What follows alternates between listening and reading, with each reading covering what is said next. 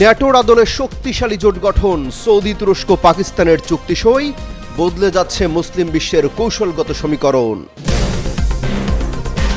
শক্তিশালী মুসলিম জোটের দিকে নজর বিশ্বের, প্রতিরক্ষা চুক্তিকে স্বাগত জানিয়েছে আরব বিশ্ব, একজোট হওয়ার বার্তা। চুক্তির আগে মক্কায় পাকিস্তান সৌদি তুরস্কের নেতারা একসাথে আদায় করেছেন জুমার নামাজ, নতুন রাজনৈতিক বন্দোবস্ত বলছেন বিশ্লেষকরা।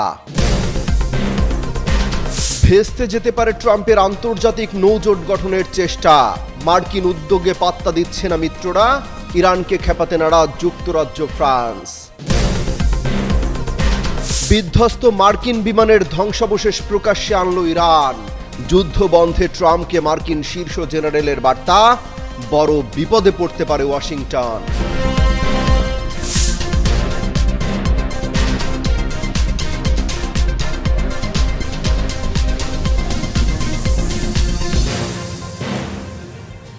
মুসলিম বিশ্বের নেতৃত্ব নিয়ে একসময় যাদের মধ্যে ছিল প্রতিযোগিতা, নিরাপত্তার প্রশ্নে এবার তারাই দাঁড়িয়েছে একই পাশে।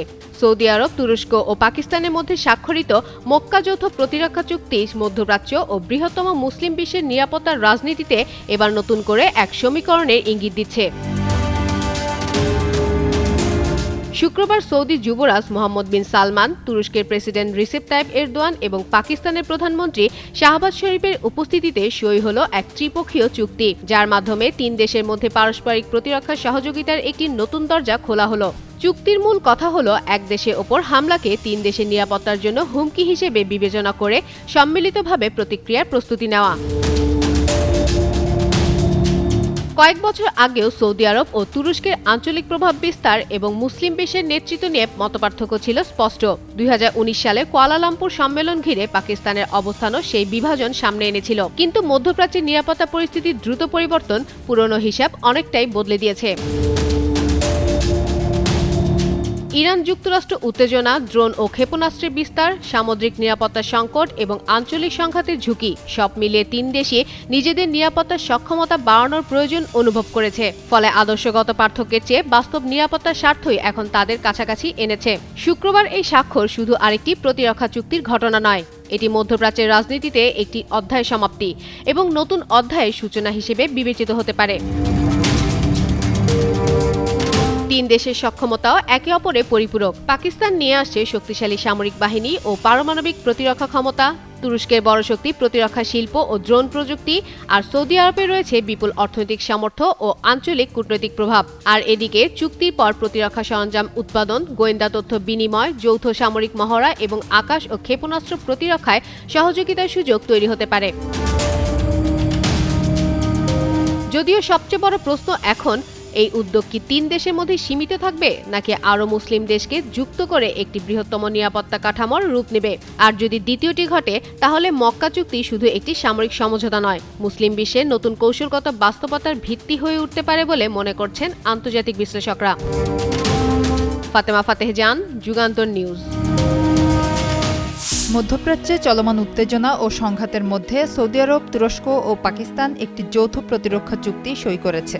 তবে মক্কায় ত্রিপক্ষীয় প্রতিরক্ষা চুক্তি সইয়ের আগে একসাথে জুমার নামাজ আদায় করতে দেখা গেছে সৌদি আরব, পাকিস্তান ও তুরস্কের নেতাদের। পাকিস্তান প্রধানমন্ত্রীর কার্যালয় থেকে ভিডিওটি সোশ্যাল মিডিয়ায় পোস্ট করার পাশাপাশি সামাজিক যোগাযোগ মাধ্যম এক্সে এ বিষয়ে কিছু ছবি ভাইরাল হয়েছে। শুক্রবার মক্কায় চুক্তি স্বাক্ষর করতে পৌঁছান তুরস্কের প্রেসিডেন্ট রিসেপ তাইপ এরদোগান। অন্যদিকে পাকিস্তানের প্রধানমন্ত্রী শাহবাজ শরীফ এর আগেই সেখানে পৌঁছান। তাদের অভ্যর্থনা জানান সৌদি যুবরাজ ও প্রধানমন্ত্রী মোহাম্মদ বিন সালমান। নামাজে এক কাতারে অংশ নিতে দেখা গেছে সৌদি যুবরাজ মোহাম্মদ বিন সালমান, পাক প্রধানমন্ত্রী শাহবাজ শরীফ, পররাষ্ট্রমন্ত্রী ইসহাকদার, ফিল্ড মার্শাল আসিম মুনির এবং তুরস্কের প্রেসিডেন্ট রিসেপ তাইপ এরদোগান সহ পররাষ্ট্রমন্ত্রী হাকান ফিদান। এছাড়াও দেশ তিনটির উচ্চ পর্যায়ের কর্মকর্তারাও জামাতে নামাজ আদায় করেন। আঞ্চলিক নিরাপত্তা জোরদারে নতুন সমীকরণ তৈরি হচ্ছে মধ্যপ্রাচ্য ও এশিয়ায়। আঞ্চলিক ও বৈশ্বিক শান্তি, নিরাপত্তা ও স্থিতিশীলতা আরও শক্তিশালী করার লক্ষ্য নিয়ে সম্প্রতি তুরস্ক, সৌদি আরব ও পাকিস্তান একটি ঐতিহাসিক ত্রিপক্ষীয় যৌথ প্রতিরক্ষা চুক্তিতে সই করেছে। পাকিস্তানের পররাষ্ট্র মন্ত্রণালয় জানিয়েছে, নিরাপদ ও সমৃদ্ধ ভবিষ্যৎ নিশ্চিত করতেই এই চুক্তি করা হয়েছে। তিন দেশে এই প্রতিরক্ষা সহযোগিতার মধ্যেই হরমুজ প্রণালী ঘিরে নতুন করে চাপে পড়েছে যুক্তরাষ্ট্রের একটি সামরিক উদ্যোগ। গুরুত্বপূর্ণ এই জলপথে বাণিজ্যিক জাহাজ চলাচল নিরাপদ রাখতে কয়েক মাস ধরে আন্তর্জাতিক নৌজোট গঠনের চেষ্টা করছে ওয়াশিংটন। তবে সেই উদ্যোগে ইউরোপীয় মিত্রদের আগ্রহ এখন অনেকটাই কমে গেছে। যুক্তরাষ্ট্র ও ফ্রান্স আগে টেকসই যুদ্ধবিরতি হলে সম্ভাব্য নৌ মিশনে নেতৃত্ব দেওয়ার বিষয়ে সম্মতি জানিয়েছিল, কিন্তু হরমুজ ঘিরে অচলাবস্থা দীর্ঘ হওয়ায় তারা এখন সরাসরি সামরিক সম্পৃক্ততা নিয়ে সতর্ক অবস্থান নিয়েছে। ইউরোপীয় দেশগুলোর আশঙ্কা, ইরানকে ঘিরে এমন একটি সংঘাতে জড়িয়ে পড়লে পরিস্থিতি দ্রুত নিয়ন্ত্রণের বাইরে চলে যেতে পারে। বিশ্লেষকদের মতে, উপসাগরীয় দেশগুলোর পক্ষ থেকেও এই সামরিক উদ্যোগের স্পষ্ট সমর্থন না থাকায় ইউরোপের অনাগ্রহ আরও বেড়েছে।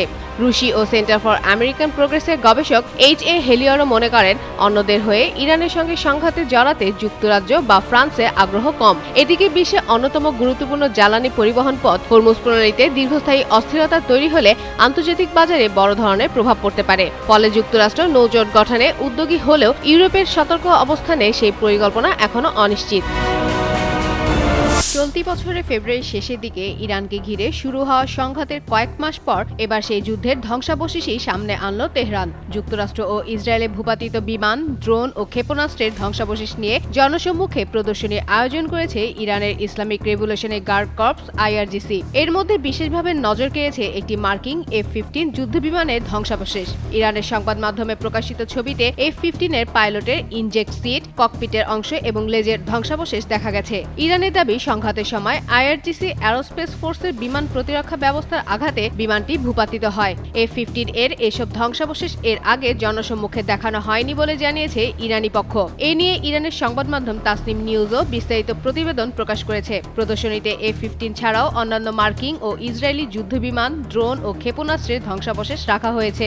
IRGC মুখপাত্র জেনারেল হোসেন মোহেব্বি তাসনিমকে বলেন, 12 দিনের যুদ্ধের পর IRGC অ্যারোস্পেস ফোর্সকে নিজস্ব বিমান প্রতিরক্ষা ব্যবস্থা তৈরির দায়িত্ব দেওয়া হয়। তার দাবি, দ্রুত ওই ব্যবস্থা তৈরি করে পরবর্তী সংঘাতে ব্যবহার করা হয়। এমনকি সেটি একটি F-35 যুদ্ধ বিমানকেও প্রতিহত করেছিল বলে দাবি করেন তিনি।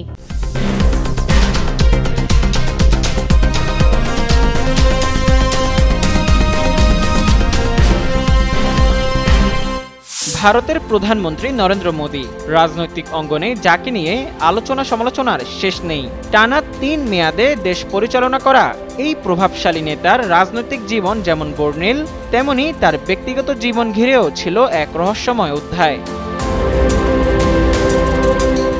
দীর্ঘ সময় ধরে রাজনৈতিক ময়দানে নিজের বৈবাহিক অবস্থাকে আড়াল করে রেখেছিলেন তিনি। তবে 2014 সালে প্রথমবারের মতো বিয়ে নিয়ে মুখ খুলেন ভারতের প্রধানমন্ত্রী।